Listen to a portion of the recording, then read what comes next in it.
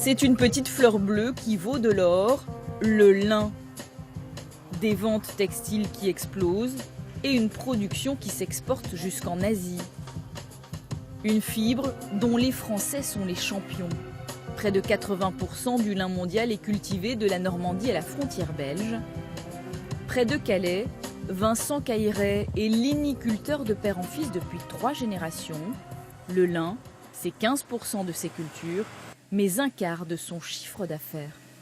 Le lin ne peut pas être coupé, on l'arrache simplement, parce que dans le bas des tiges, il y a toujours de la fibre.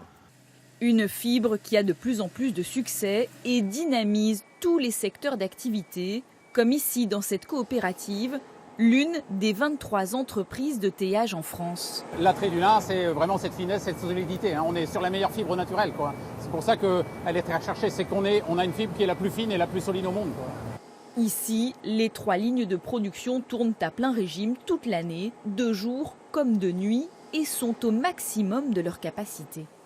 Tu peux taper, tu peux taper.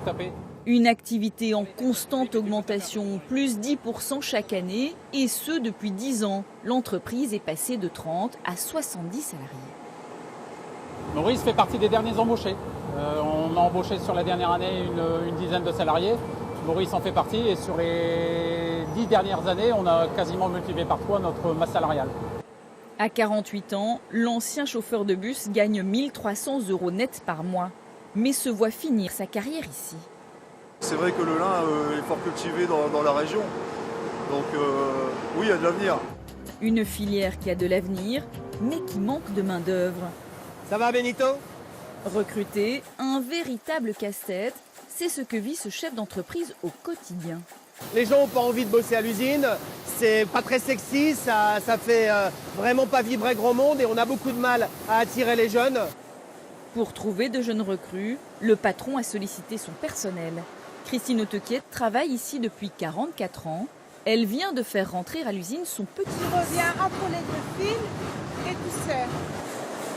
C'est un jeune qui a arrêté la scolarité comme la plupart des jeunes. Il s'est retrouvé sans diplôme. Puis là, c'est l'occasion de pérenniser quelque chose dans le métier, surtout avec du lin et du Made in France. À 18 ans, le jeune homme gagne plus de 1 000 € net par mois. C'est son premier emploi stable. Je pensais pas du tout faire ça dans ma vie un jour.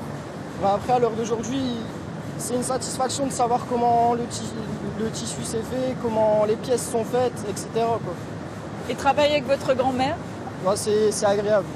Il y a 50 ans, le secteur comptait 200 tissages. Aujourd'hui, le maître de Mester est le dernier du genre en France. L'entreprise vient de recruter 4 salariés quand le lin est à nouveau porteur d'avenir.